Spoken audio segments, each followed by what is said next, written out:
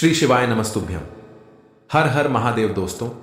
27 अक्टूबर 2024 रविवार रमा एकादशी के दिन तुलसी में बांध देना, यह एक गुप्त चीज होगी। हर मनोकामना पूरी मिलेगी, सभी दोषों से मुक्ति, इतना धन आएगा कि संभाले नहीं संभलेगा। माता लक्ष्मी और श्री हरि विष्णु के आशीर्वाद से पूरे साल धन बरसता रहेगा।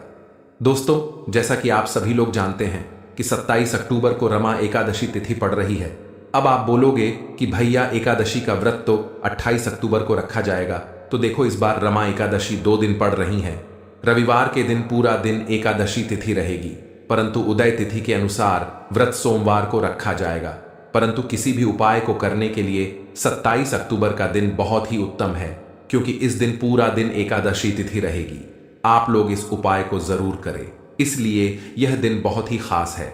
क्योंकि देखिए दोस्तों, गुरु जी ने कहा है कि जब भी रविवार को रमा एकादशी पड़े तो आपको सिर्फ और सिर्फ तुलसी के पौधे वाला उपाय करना चाहिए। यह उपाय इतना खास है कि अगर आपने सही मुहूर्त पर सही क्रियानुसार तुलसी के पौधे वाला उपाय कर लिया, जो प्राचीन काल के समय का महा उपाय है, तो मान के चलिए दोस्तों, भगवान भोलेनाथ जी के आशीर्वाद से आपके जीवन का कितना ही बड़ा दुख हो, उससे आपको मुक्ति मिल जाएगी। आपकी कोई भी मनोकामना हो, मान लीजिए आप नौकरी की तैयारी कर रहे थे, आपकी नौकरी लग जाएगी, आपका बंद पड़ा व्यापार चल पड़ेगा। जिस बीमारी से आप बहुत दिनों से परेशान थे, उस बीमारी से आपको मुक्ति मिल जाएगी। आपके जीवन में धन आना शुरू हो जाएगा, आपके जीवन में धन आने के सारे रास्ते खुल जाएंगे। और मान के चलिए दोस्तों, फिर आपको किसी भी प्रकार की परेशानी का सामना नहीं करना पड़ेगा। इसीलिए दोस्तों, इस दिन आप लोगों को इस वाले उपाय को जरूर कर लेना है। भले ही आपने पूरे साल भर इस उपाय को ना किया हो, पर अगर आपने इस रविवार रमा एकादशी के दिन अगर इस वाले उपाय को कर लिया, तो आपको इस उपाय को करने का वह फल मिलेगा जिसकी आपने कभी कल्पना भी नहीं करी होगी। इसीलिए आप लोग इस तुलसी के पौधे वाले उपाय को एक बार जरूर कर लेना, ताकि आप लोगों के हाथ से यह मौका न जा सके और आपको इस उपाय को करने का फल मिल सके। दोस्तों, यह उपाय पंडित जी ने अपनी अभी की ही शिव महापुराण की कथा में बताया है, जिस उपाय को आज हम आपको बहुत अच्छे से समझाने वाले हैं। इस वीडियो को देखने के बाद इस उपाय को समझने के लिए आपको कोई और वीडियो को देखने की जरूरत नहीं पड़ेगी। तो चलिए दोस्तों, उपायों को शुरू करते हैं। उससे पहले हे भगवान भोलेनाथ जी, आपके इस वीडियो को जो भी लाइक और चैनल को सब्सक्राइब करें, उसके जीवन में कभी दुख दर्द मत आने देना। साथ ही साथ कमेंट बॉक्स में हर हर महादेव जरूर लिखें, ताकि भगवान भोलेनाथ जी की कृपा आप सभी को प्राप्त हो सके। इसी के साथ मैं आप सभी को बता दूं कि आप लोग वीडियो को पूरा नहीं देखते हो, काट काट कर देखते हो और गलत गलत उपाय को कर लेते हो। तो आपसे निवेदन है कि वीडियो को पूरा जरूर देखें। देखिए दोस्तों, ये रविवार रमा एकादशी का दिन ये इतना खास होता है, इतना महत्वपूर्ण होता है। देखा गया है कभी कभी बड़े बड़े पूजा पाठ अनुष्ठान से जो मनोकामना पूर्ण नहीं होती है, वह रमा एकादशी के दिन एक छोटे से उपाय करने से ही आपकी मनोकामना पूर्ण हो जाती है। और बहुत सारे लोगों ने इस उपाय को किया भी है और उनको इस उपाय को करने का फल भी जरूर मिला है। अगर आप लोग भी इस उपाय को 27 अक्टूबर 2024 के दिन यहाँ पर रमा एकादशी के दिन करना चाहते हैं, तो आप इस उपाय को पहले अच्छे से समझ लेना, सुन लेना, उसके बाद करना। आपको इस उपाय का फल जरूर मिलेगा। और इस उपाय को करने से आपके घर में चाहे किसी भी प्रकार की दुख और समस्या क्यों ना चल रही हो, आपको उसका कारण भी नहीं पता है कि भाई यह समस्या किस कारण से चल रही है। उसका कुछ भी कारण हो सकता है, जैसे पितृदोष हो सकता है या किसी भी तरह का मंगल दोष भी हो सकता है, और भी बहुत तरह के दोष होते हैं, कुछ भी हो सकता है। पर आपको इस उपाय को करने के लिए अपने दोष को पता लगाने की भी जरूरत नहीं है। 27 अक्टूबर 2024 के दिन यहाँ पर रमा एकादशी के दिन इस तुलसी के पौधे वाले उपाय को आप लोगों को कर लेना है। दोस्तों, अब हम समझते हैं इस वाले उपाय को हमें करना किस समय है। तो सबसे पहली बात दोस्तों, हम समझते हैं कि यह तुलसी के पौधे वाला उपाय करना किसको है। तो देखिए, यहां पर सीधी सी बात है कि यह तुलसी वाला उपाय जो है, यह किस लिए किया जा रहा है। यह मनोकामना को पूर्ण करने के लिए किया जा रहा है, या आपके जीवन में जो दुख और परेशानियां हैं उनको दूर करने के लिए किया जा रहा है, या आपका कोई बड़ा काम है जो कि नहीं हो पा रहा है, आप उसके लिए इस उपाय को कर सकते हो। तो सीधी सी बात यह है कि आप अपनी किसी भी प्रकार की मनोकामना के लिए इस वाले उपाय को कर सकते हो।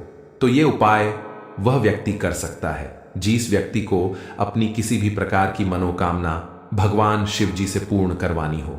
और अगर कोई भी माताएं बहनें जो है अपने घर की सुख और शांति के लिए, घर में धन समृद्धि को बढ़ाने के लिए यह वाला उपाय करना चाहती है, तो घर की जो बड़ी माताएं बहनें होंगी वह इस तुलसी वाले उपाय को विशेष रूप से करें, क्योंकि माताएं बहनें घर की लक्ष्मी होती हैं।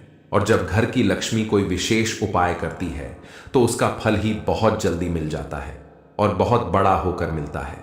अन्यथा इस उपाय को कोई भी व्यक्ति कर सकता है, चाहे वह बड़ा हो, चाहे वह छोटा हो, चाहे वह बच्चा हो। जिस व्यक्ति को यह तुलसी वाला उपाय समझ आ गया वह व्यक्ति इस तुलसी वाला उपाय को रमा एकादशी के दिन जरूर करे, क्योंकि उसको इस उपाय को फल बहुत ही जल्दी मिल जाएगा। क्योंकि 27 अक्टूबर 2024 के दिन यहाँ पर रमा एकादशी के दिन भगवान शिव और विष्णु भगवान जी बहुत आसानी से प्रसन्न हो जाते हैं। तो आइए अब हम समझते हैं कि इस तुलसी वाला उपाय को आपको करना कैसे है और इस उपाय को करने का जो समय है वह क्या है। तो देखिए, इस रमा एकादशी के दिन किए जाने वाले यह तुलसी के पौधे वाला उपाय जो उपाय है यह मुख्य रूप से सुबह के समय होगा।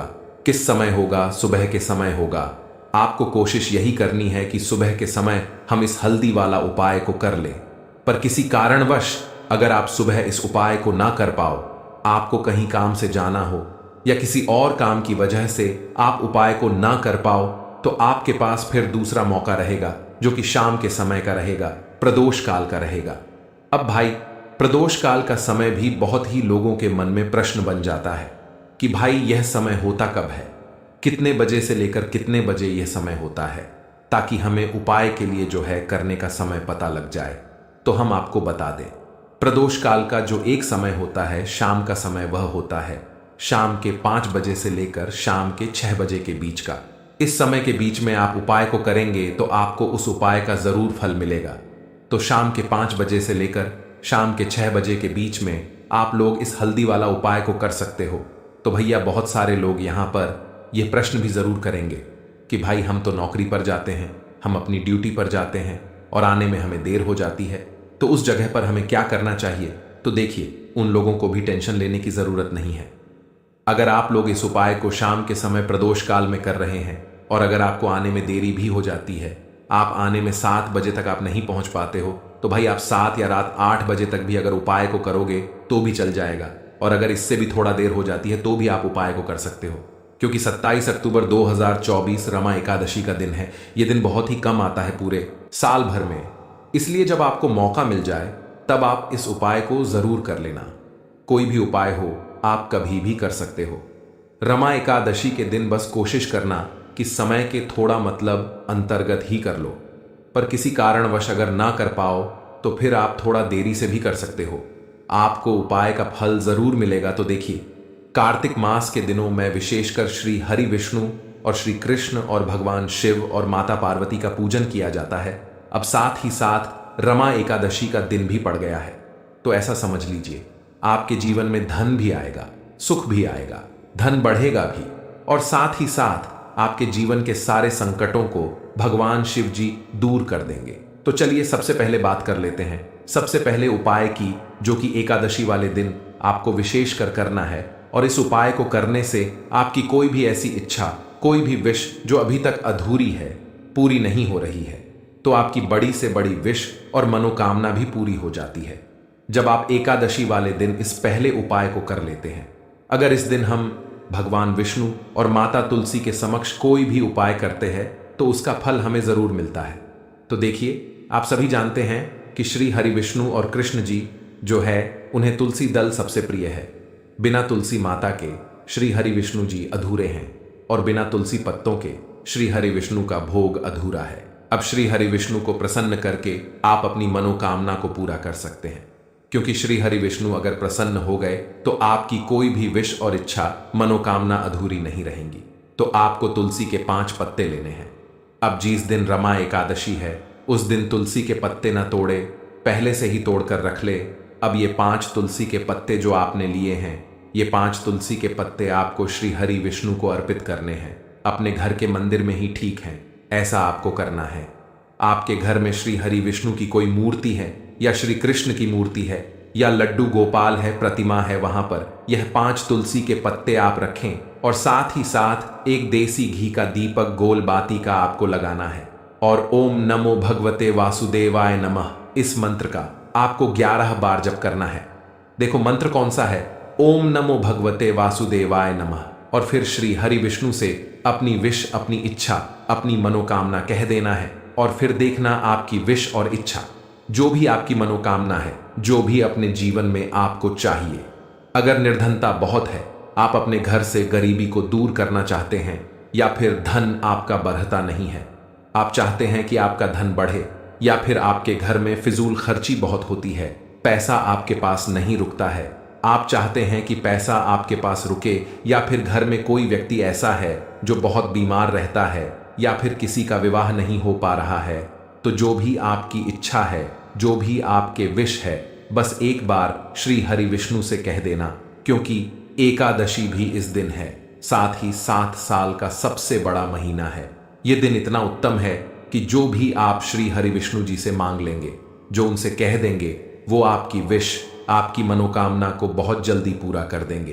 तो ये पहला उपाय है। देखो, अब जो लोग बहुत ज्यादा परेशान रहते हैं कि घर में धन नहीं आता, पैसा हाथ में नहीं रुकता है, फिजूल खर्ची बहुत ज्यादा बढ़ गई है, जीवन में हमारे खर्चे पूरे नहीं हो पा रहे हैं, एक एक रुपए को लेकर परेशान है, दूसरों से पैसा उधार लेना पड़ रहा है, तो जिन लोगों के साथ ऐसी चीजें बहुत है, मतलब धन को लेकर बहुत ज्यादा समस्याएं हैं, उन्हें तो विशेषकर रमा एकादशी के दिन पर यह तुलसी से जुड़ा हुआ उपाय जरूर करना चाहिए।